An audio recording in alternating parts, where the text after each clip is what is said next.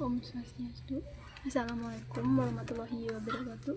Salam nama budaya, salam sejahtera, dan salam kebajikan untuk kita semua. Sebelumnya perkenalkan, nama saya Nanda Petuartini. Saya mahasiswi dari Institut Agama Hindu Negeri Gede Puja Mataram dari Prodi Pendidikan Agama Hindu semester 1. Pada video ini saya akan berbagi pengetahuan saya mengenai hubungan negara dan warga negara, sekaligus sebagai bentuk pengisian tugas dari Bapak Imaman alias Warjaya M.Ikom selaku pengampu mata kuliah pendidikan kewarganegaraan. Pada video ini saya akan menjelaskan mengenai pengertian negara, pengertian warga negara, bentuk hubungan negara dan warga negara, dan memberikan contoh umum dan contoh dalam konteks agama Hindu dari hubungan negara dan warga negara. Yang pertama, pengertian negara. Negara itu artinya adalah suatu atau sebuah organisasi dalam suatu wilayah yang memiliki kekuasaan tertinggi, yang sah diakui kedaulatannya dan ditaati oleh rakyatnya.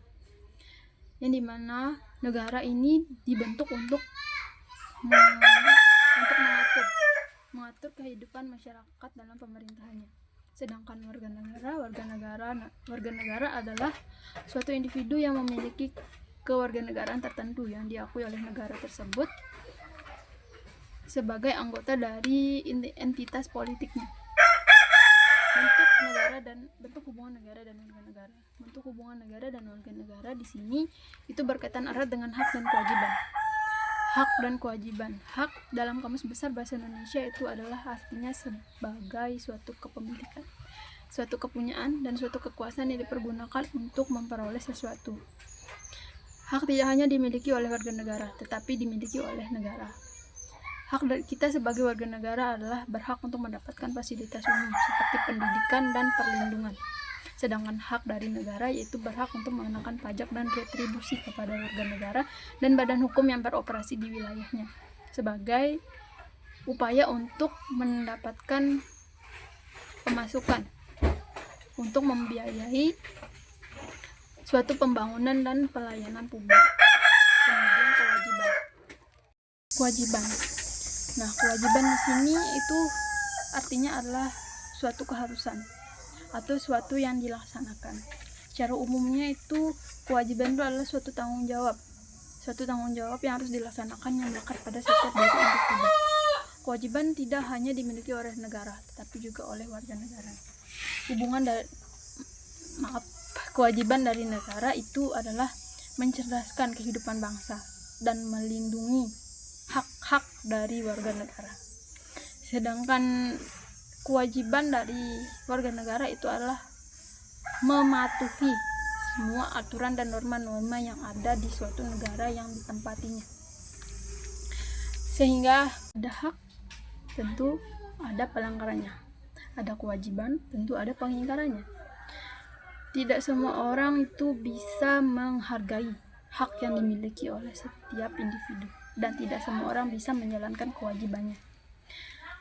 Pelanggaran hak yang dimaksud di sini itu adalah suatu tindakan dari oknum tertentu yang menghalangi dan yang mencabut hak-hak seseorang yang sudah dijamin dalam konstitusi dan undang-undang yang diatur dalam negara yang ditempatinya.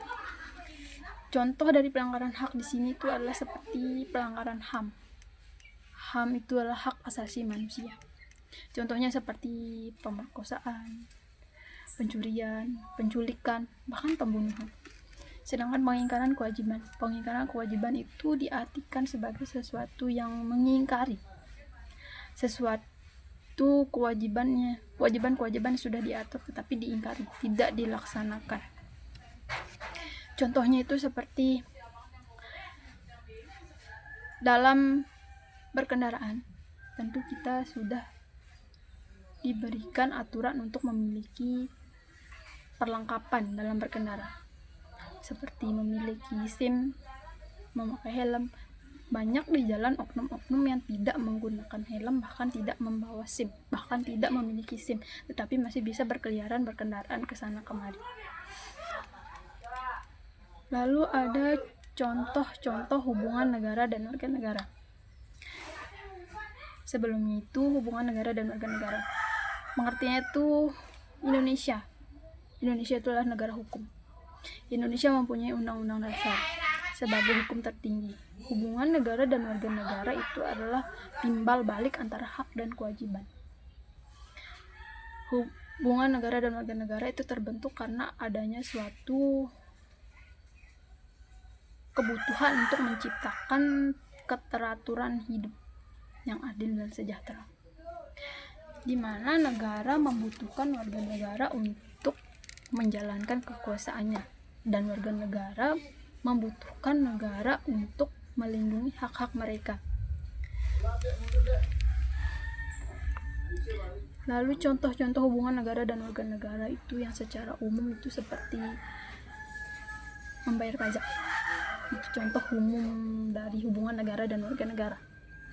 Membayar pajak itu adalah contoh fundamental dari hubungan negara dan warga negara, yang dimana membayar pajak ini adalah cerminan dari hubungan timbal balik hak dan kewajiban, dimana warga negara memenuhi kewajiban mereka untuk membayar pajak, sehingga suatu negara mendapatkan pemasukan untuk digunakan sebagai pembiayaan pembangunan dan sebagai pelayanan publik, sehingga ditimbal-balikan lagi negara harus memberikan suatu pelayanan yang publik atau suatu pelayanan yang bagus karena mereka sudah membayar pajak. Negara juga harus negara wajib menjamin keamanan dan ketertiban dan pemenuhan hak-hak dasar warga negara, karena warga negara sudah menjalankan kewajiban mereka. Negara juga harus bisa memberikan hak mereka sebagai warga negara. Kemudian dalam konteks agama Hindu, hubungan negara dan warga negara dalam konteks agama Hindu itu dapat dilihat dari cerita Gajah Mada, dimana ketika itu Gajah Mada mengeluarkan peraturan baru. Saat itu Gajah Mada keluar dari istananya untuk mengunjungi pelosok kota. Dia bertemu dengan Suro, tukang kayu di pinggiran kota yang sedang duduk terkurung di depannya dengan wajah sedih. Di sana Gajah Mada bertanya, mengapa wajahmu sedih, saudaraku?